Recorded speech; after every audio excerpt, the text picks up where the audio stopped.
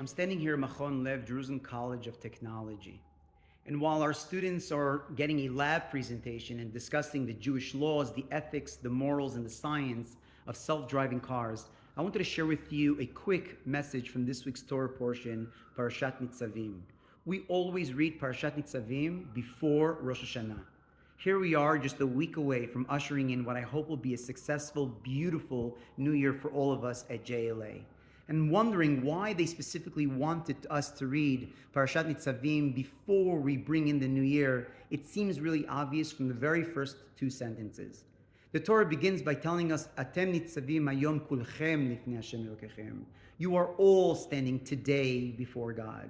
And it lists for us what it means by that. It tells us the leaders, the elders, the children, the women, the strangers that are amongst our camps, from the woodchoppers to the water drawers, everybody stands before God, giving us a profound message and reminding us of how important our unity is as we enter into the day of Rosh Hashanah. Over this last month, our students have really experienced that. They've gotten to learn the diversity of the Jewish nation, the complexity of what makes up our community and our country, and to really appreciate the beauty that each section really has to offer. Last night, we were at the Kotel with tens of thousands of people all gathered together from literally every walk of life. They got to visit the ultra-Orthodox communities as well as the modern ones. They got to learn about the Muslim community, the Arab-Israeli sectors, as well as the Israeli sector as a whole, and appreciate what it means to be living in a beautiful country that is so diverse and is so nuanced and complicated. As a group, they've all really become united. And I can simply say that they're all going to stand together as we enter into Rosh Hashanah. It's so exciting to be able to report to you from our last Friday as we're about to enter into a Shabbat here in Yerushalayim. And only a few more days left that we can savor and make the most of our time here in Israel. But for the meantime, I want to wish you all a Shabbat Shalom and say to you hello from JLA Ba'aretz. I consider myself a student of his. I think he's going to tell you that the chief that you met yesterday is also a student of his. He literally helped him get his PhD.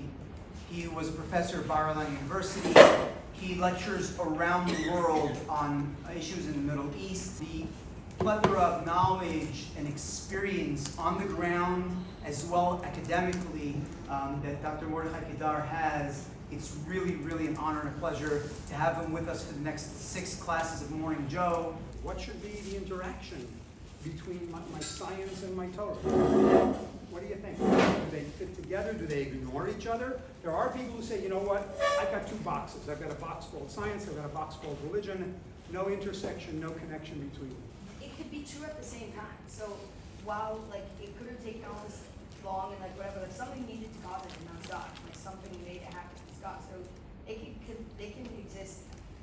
The idea that back in the Middle Ages, science and religion, even going to the days going forward, Galileo, there was a tension between them, okay? And that tension mostly came from each one thinking that they knew the truth. Yeah. I think people want to work together because, for example, when we first started learning with our soul center teachers, we were learning just yesterday about kosher, and there's certain aspects about stem cells that an average Jew probably wouldn't know very much about, whereas a scientist, somebody that's studied it yourself, I think there's knowledge that you can input there, and then also Torah studies that could apply to situations like that where your common Jew probably wouldn't know very much about stem cells and how they're taken and everything like that. But you're right, and in fact the need to get that person who speaks both languages to get out there and to make sure people understand each other is really important. When you study something in the Torah, do not under any circumstances park your background, your insights, your experience. Don't park it at the door. Bring it in with you. Because I think that the real way to learn Torah and the way to understand the many layers of Torah. Do you ever hear the expression shiv'im panim la Torah? What does that mean? There are many different perspectives. Where do those perspectives come from? Well, it means that when I look at it as a chemist, I see flame retardant polymers. When the Netziv looks at it as someone who understood the world around him, the Netziv says this is royalty and this is not. And I think we're both right. I think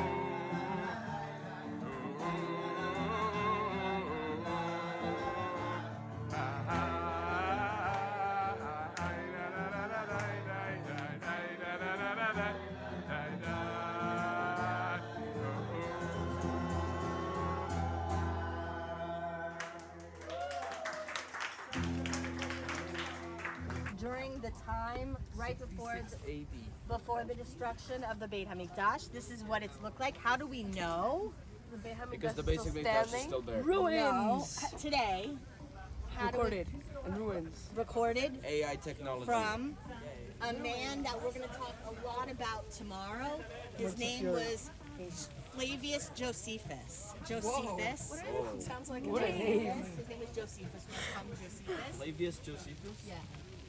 Jezebel and Flavius Josephus is, we're going to talk more about tomorrow, but Josephus writes books. He actually writes for Rome, but he's a Jew. And so a lot of archaeologists, especially ones we're going to talk about today and tomorrow, read his work, and then they go and they look and they find, like kind of like they did with during the time of the Tanakh, with the Tanakh, they go with Josephus for later things, and they find Josephus is pretty reliable. He's pretty reliable about his history. So based on his books and some archaeology, they're able to reconstruct this model. This model was originally created in 1966 by a wealthy man whose son had actually died in the War of Independence. Fountains. That's a fountain. That's unusual. That's another fountain over there. Obviously, this is a rich guy, or maybe it's a hotel. I don't know. That's a fountain over there. Why the flat roof? 3 times a year, people come in here and Yerushalayim. Is there? Oh, spices. You're Korbanit. Sukkah, people can come and go to sukkah on your roof. People come and stay on your roof. They go to house with it. Believe it or not, they didn't have air conditioning back then. They might want to sleep on their roof, right? Which I still do. What happens if you fall off? Nice and clean. I have like a wall around it. So also you can dry fruits. It's you actually.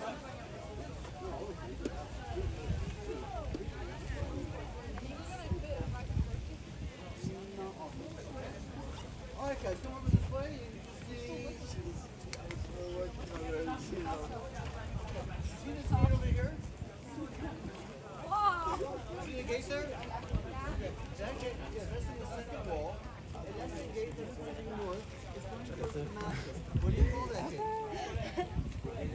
Damascus gate. By the way, it is still there today. Okay? The Damascus gate that you see nowadays is much larger, much more recent. But they did an excavation on the wall right next to it, and they actually found that exact gate in the city wall still there today. Most of them will simply go away. Some of them will pretend to convert to Judaism, but they still maintain a Hellenistic lifestyle. And more people than they are to being Jewish. Okay? Herod was educated because his father did a favor to Julius Caesar. Herod was able to be educated in Rome. His best friend was a guy by the name of Mark. Mark? Aurelius. Mark, nice try.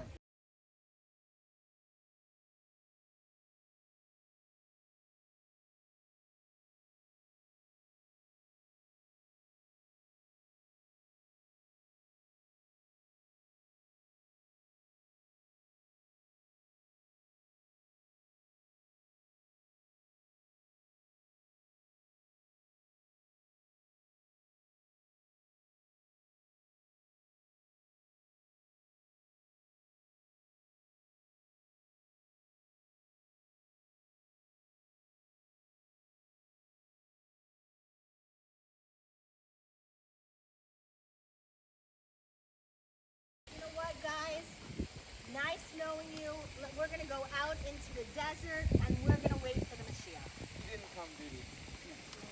But what they do is they start living a life that they believe to be free of purification.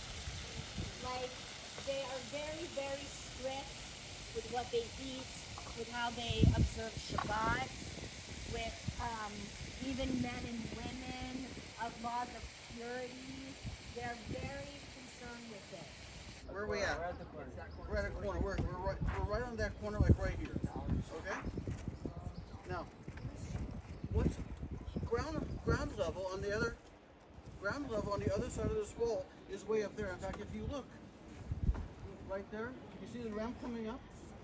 Okay, that's one of the ways onto the Temple Mount. Okay, ground level on the other side is way up there. So what would be on the other side of this wall? Stairs. Oh, dirt. You would think dirt, right? The thing is, if you put dirt on the other side of this wall, Why would there be over dirt? because there's a ground level is way up there. The ground level is about the size about where that window is up there. Okay. So how do you get ground level? You have to fill the other side with dirt, right? It's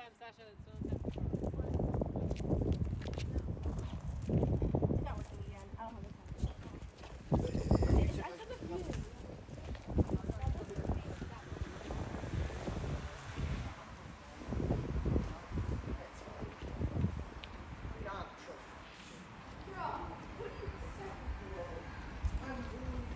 This is newer, right? This isn't ancient stone. You have gone into the mikvah. Clean, physically, you are purified spiritually. Ruben, these stones are not ancient, right? These are brand new. Some of these stones are ancient. Okay, so how would say the stones are ancient? The original steps. Some of these stones are same time, so you need more places where you can leave. The people come into the double gate and come into the triple gate, except in one instance. If you were in mourning, you would come into the triple gate. Why? I have a question. Why? Because you like went in life with like more people and then you came out with less people. Both the first and second Beit HaMikdash will be destroyed on the same date, the 9th of Av, as well as many other calamities that have befell us. It's the 9th of Av. So they say, okay, you Jews can come back here on the 9th of Av, and they let us come back here and they just watch us cry and laugh at us and make fun of us. And this is the only part that was never underground. That's so 4 much less times cool. they would blow the shofar to let us know on Friday. The first time would be about 12 o'clock. Don't they have a siren now? Yes, in some places. Like this.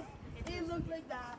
So you stand up, you blow the shofar, and that would be an indication to everybody in the field. How do you to find a come replica come on wall? home. Time to come on home, get ready for Shabbat. Then, about 2 hours before Shabbat, a couple hours before Shabbat, there'd be another shofar blown to say the shops need to close up.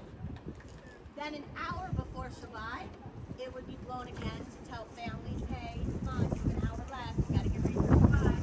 And then once Shabbat is about to begin, there'd be the fourth time. So we're staying here next Friday. Are we gonna hear all four? No, they have a siren now. I don't need the fourth time. Who would they be like nowadays? How would you map them onto Jews nowadays? Which group would be the ones who just like did their stuff inside the Beit HaMikdash and then integrated into general society for the rest of the time? What kinds of Jews would those be nowadays? Rabbi. Instead of Jews. Good. They're integrated into normal Western society that you want your life to have expressed. Don't say them out loud, just think them to yourself.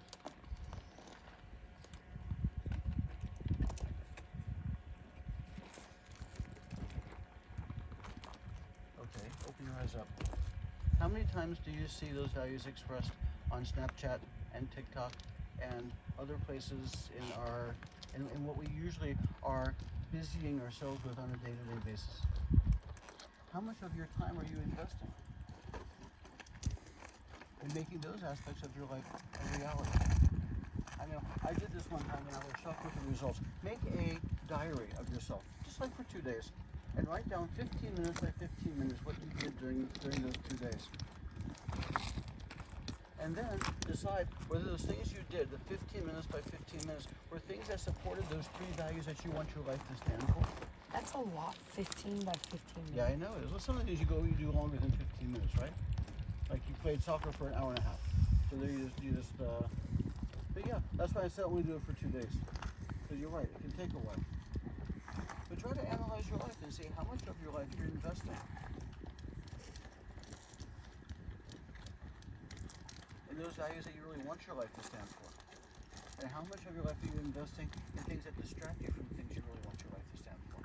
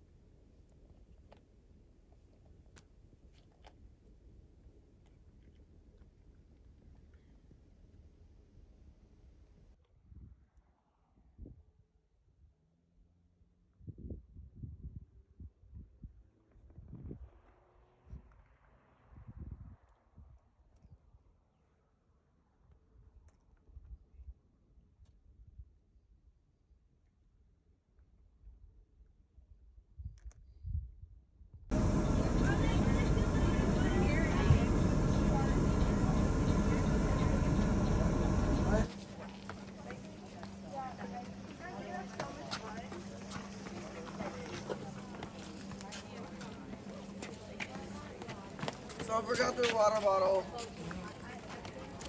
That's Shane.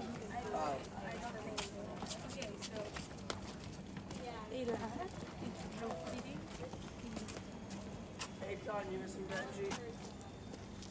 Did you go through the ridge?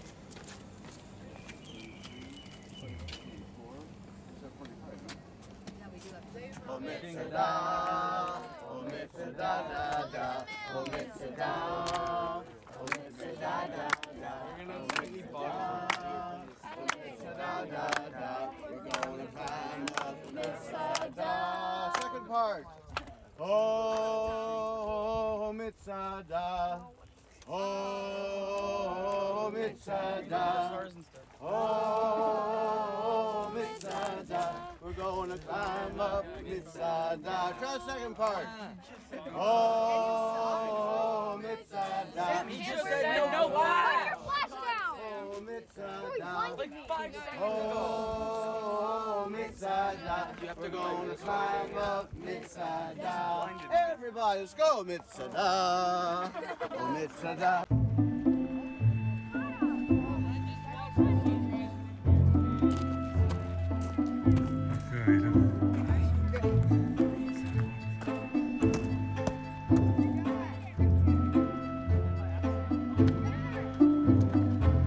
How you feeling, guys?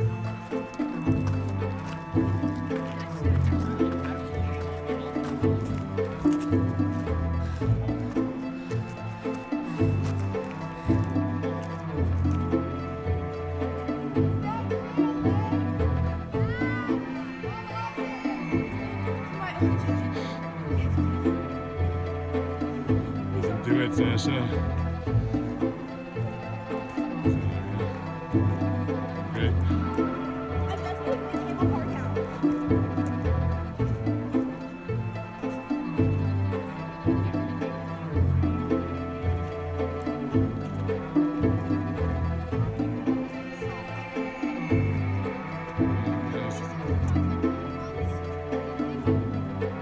How you doing, man?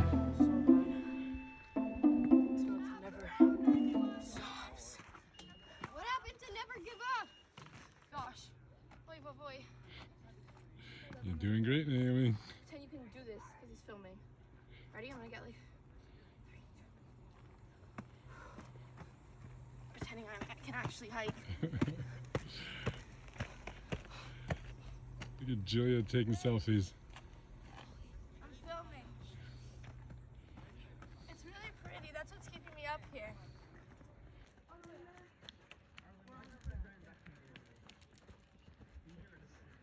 Now I'll show you how far up. Jonah! Jonah! Jonah!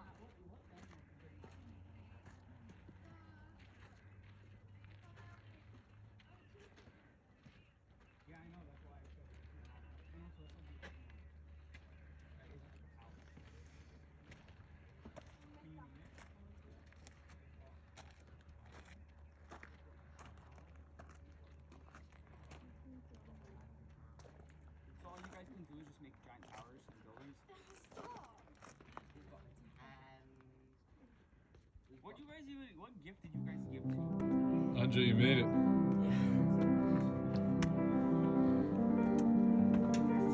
Manu, you made it, my friend. Come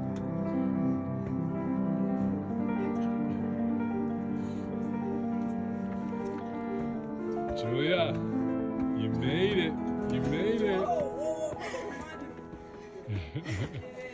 Like a dream come done. true. Amaraya, you made it. Well done, Arlen. Shane, you made it, man. Well done. I have a very important question to ask you. Yeah, yeah, you made it. Finally. You made it. Naomi, you made it. I did it. You did it. That was Well crazy. done. Yes! Oh my god! Darling, you made it.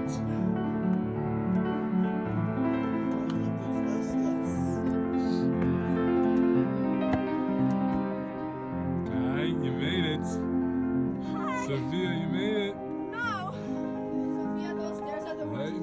sunrise. God, we did it! The sun's rising. Look, look, look.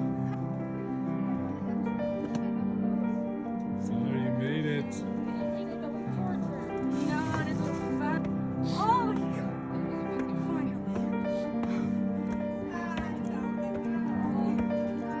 Oh my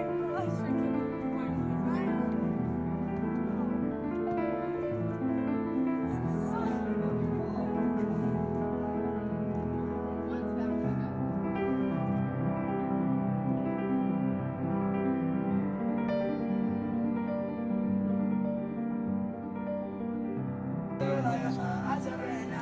It made me stronger. And the Yadin said, you know, if you put on still in the Bulldog, I can surely put on still in here. Rabbi said, okay. He said, fill it on the head, and he said, blessings. He said, Shema Yisrael. He said, fill it off. Chabad keeps on going down the train. And a few minutes later, he gets to the station that Yadin wanted. He got off the train. He's walking down the station, and he hears a woman crying after him, Professor Yadin, Professor Yadin. And he turns around, and it was a woman who was sitting opposite him on the train. And she runs up to him and says, Professor Yadin. And he says, yes, can I help you? And she said, yeah, I saw what happened with you and that Chabadnik. And I want to tell you something. My husband was also a Chabadnik. And he was in the army. And he would get up in the morning early, especially early so he could daven and put on tefillin. And the other guys in his unit, they thought he was crazy. And they laughed at him. But you know something? They really respected him for it. And they loved him for it. In the 1956 war, my husband was shot. And as he lay dying in the sands in the Sinai Desert, all the unit gathered around him and said, "Listen, is there anything we can do for you?" And my husband said, "Yes, if you would just remember to put on tefillin in my memory every morning, it would mean a lot to me." And the woman continued. She said, "I'm in touch with everybody in his unit even to this day. And even to this day, everybody in his unit is still putting on tefillin in memory of my husband. And when you put on tefillin for that Chabadnik, it made me feel like you were also putting on tefillin for my husband. And I wanted to thank you." And Yadin was not a particularly emotional person, okay, was deeply, deeply touched. Inside that box are a tiny set of tefillin that were worn by Jews who were in this area 2,000 years ago.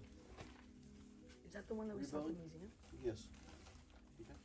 Rebelling against Roman tyranny and oppression, fighting for freedom here in the desert. Okay, those are water cisterns, all right? One rain coming down there can fill up, there's like 2 rows of them, all right? And they can fill up those water cisterns, and there's enough water in there for a lot of people for a long time, okay? So there's one thing you have to know about the desert. Although it doesn't rain much, we actually can get flash floods here. Like actual floods. Several years ago, there was a bus from HSI that got stuck in flash floods. That's how intense they are. They're super intense. It's crazy. You would never imagine. But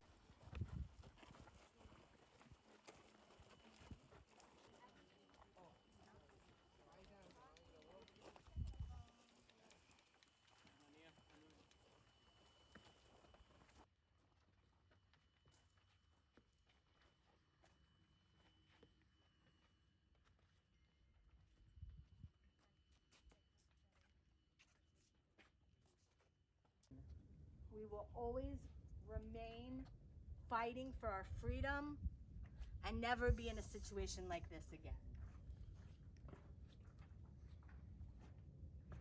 One thing that Yadin wanted to find on top of Mitzada, and then which he didn't find, were the remains of the defenders of Mitzada.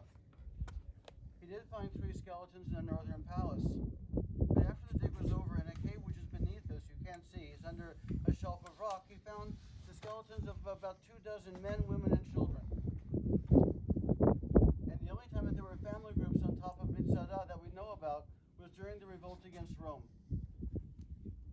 Those skeletons were taken and given military set burial in Jerusalem on Mount Herzl. And our tradition tells us that wherever Christ's body has lain, so his soul is also there.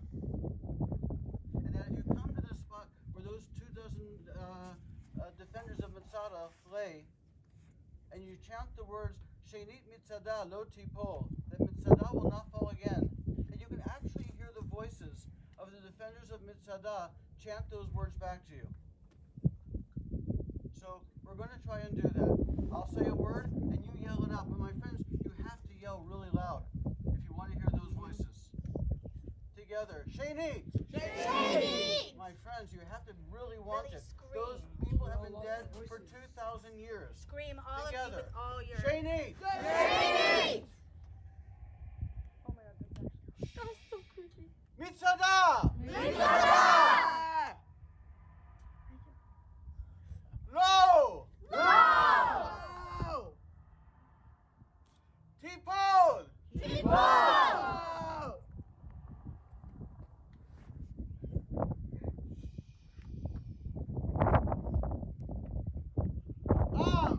Am! Yisrael! Israel! Chai! Hi!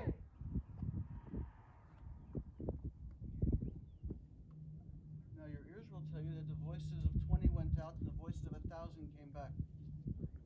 Your mind will tell you it's because our voices hit the opposing cliff face in slightly different places, and so the sound waves became slightly out of sync, and it just sounded like 1,000 voices coming back.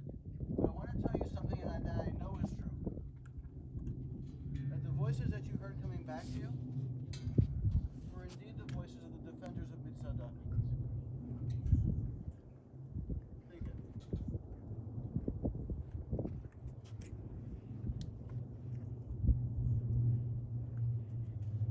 Sounds so, it's so creepy. 2, 1.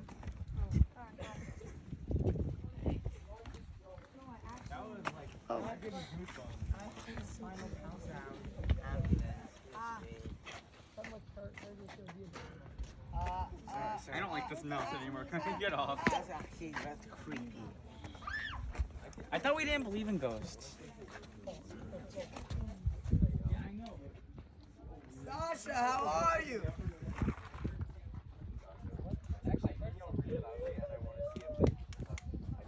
What are you doing, Sam?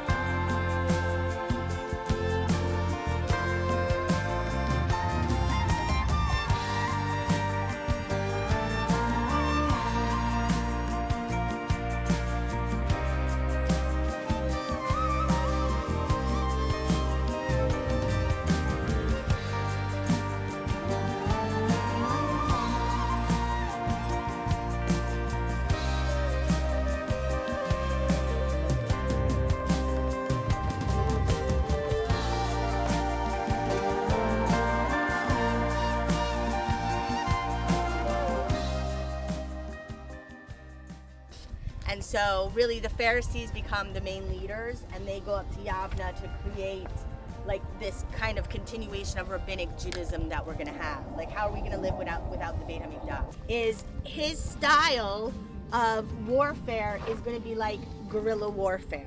Like all in this whole area, they have these system of caves, and they use them to live, to store weapons and base food and everything that they're gonna need. And they basically go through these caves and these systems to fight, and they can like pop out here.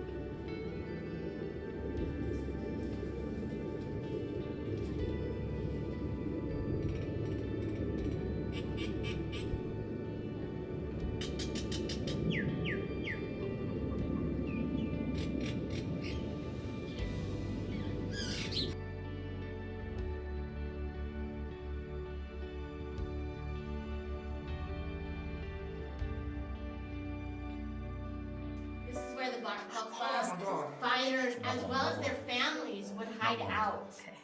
And they would see, we have all over there these like triangular cutouts and holes. And squares. So they would store the things that they needed, their grains, their foods. They would store whatever they needed to live, and they actually lived here. So there's like cubbies? Yeah. How would they get out? So they really couldn't. The fighters would go through these system of tunnels and caves and pop out in different areas. And as they were doing their Are we fighting, quarter of the way through? people had to fight here. So imagine, just like, I know it's so hard because it's so long ago and things are so different. This world is so different, but like, just take a minute and we're gonna turn off our flashlights.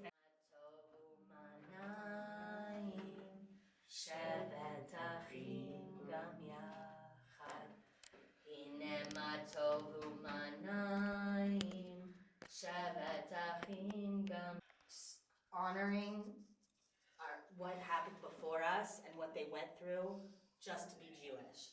When we get to the next place we're gonna go after lunch, we're gonna talk about a little bit about the consequences, not for the Jews, not just those who fought in the Bar Kokhba revolt, but all Jews that were still living here. Okay, we're gonna go. Okay? Is there an exit, or do we have to go back the way that we came? No, we're gonna go. We're gonna go. It's not, we're not gonna do music. No, please, please. No, the music is actually helping me. No, we're not. Sorry, that's my ringtone.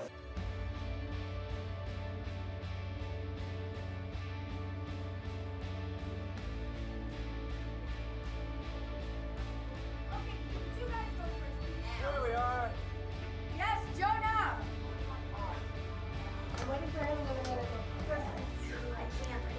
Good job. This is such a good hangout spot. I come here every Friday.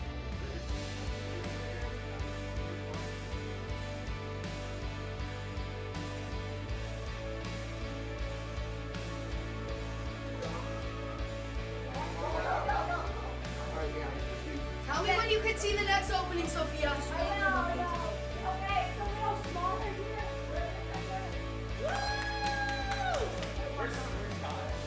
She literally went like that. Wait, where's God?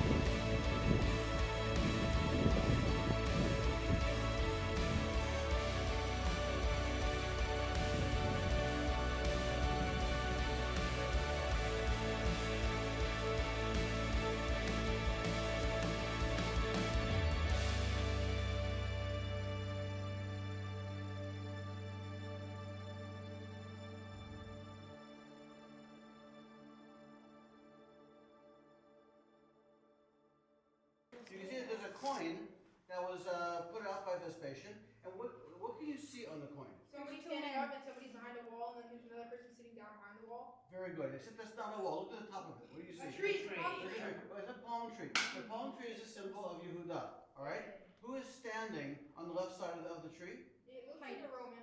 It's a Roman with a sword.